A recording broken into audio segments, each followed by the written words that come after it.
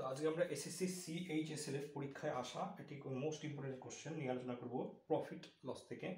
তো দেখো কোশ্চেনে কি বলেছে, the mark price of an article is 25% more than its cost price.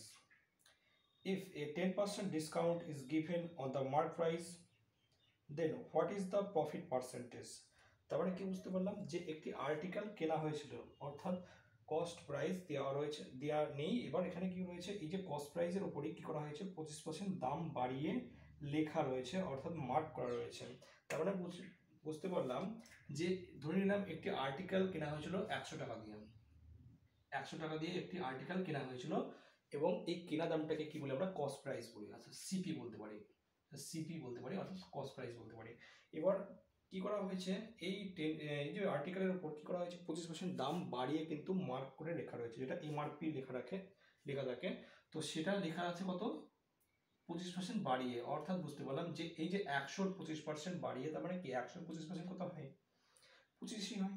তাহলে বুঝতে পারলাম যে 100 25% বাড়িয়ে লেখা রয়েছে, অর্থাৎ 125 টাকা কিন্তু লেখা রয়েছে, যেটাকে আমরা কি বলছি, মার্ক প্রাইস বলছি, মার্ক প্রাইস।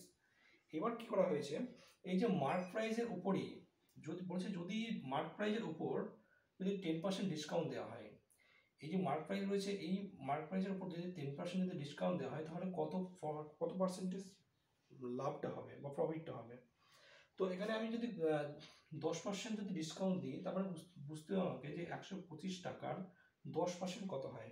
তো যে কোনো টাকার 10% যখনই চাইবে, আমরা কি করব, লাস্টের অঙ্কের আগে একটা দশমিক বসে দেবো। তার মানে বুঝতে পারলাম 125-এর 10% কত টাকা, 12.5 টাকা। ক্লিয়ার? তার মানে বুঝতে পারলাম যে 125 টাকার যদি 10% যদি ডিসকাউন্ট দিই, তাহলে বুঝতে পারলাম যে 12.5 টাকা ছাড় দিতে হবে। এবার 12.5 টাকা যদি মাইনাস করে দিই, মাইনাস যদি 12.5 টাকা করে দিই, তাহলে টাকাটা দাঁড়াবে কত, 112.5, 112.5 দাঁড়াবে।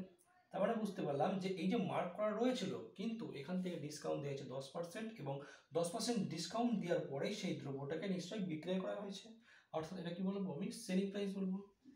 এবার বুঝতে পারলাম যে কিনেছিলাম কত টাকায়, 100 টাকায়, এবং বিক্রি করেছি কত টাকায়, 112 টাকায়। তার মানে বুঝতে পারলাম এখানে লাভ যেটা হলো সেটা কত হলো, 12.5 টাকা। কিন্তু এখানে দেখছি 100 টাকার উপর 12.5 টাকা লাভ হচ্ছে। আমরা জানি যে 100-র উপর যেটা লাভ হয় সেটাই কি পার্সেন্টেজ হয়। তো এখানে সরাসরি আমি বলতে পারি যে এই যে 12.5 টাকাটা কি, সেটা কি পার্সেন্ট হিসেবেই রয়েছে। কারণ দেখো 100 টাকার উপর লাভ হয়েছে 12.5 টাকা, তারপরে বুঝতে পারলাম কি 100 টাকার যে লাভ হয় যে টাকাটা, সেটা কি পার্সেন্ট হিসেবে হয়, পার্সেন্টেজ হিসেবে হয়। তাই আমরা বলতে পারি সরাসরি যে 12.5%ই লাভ হয়েছে। তো অপশন ডি আমাদের রাইট অ্যান্সার হয়ে যাবে এই কোশ্চেনে।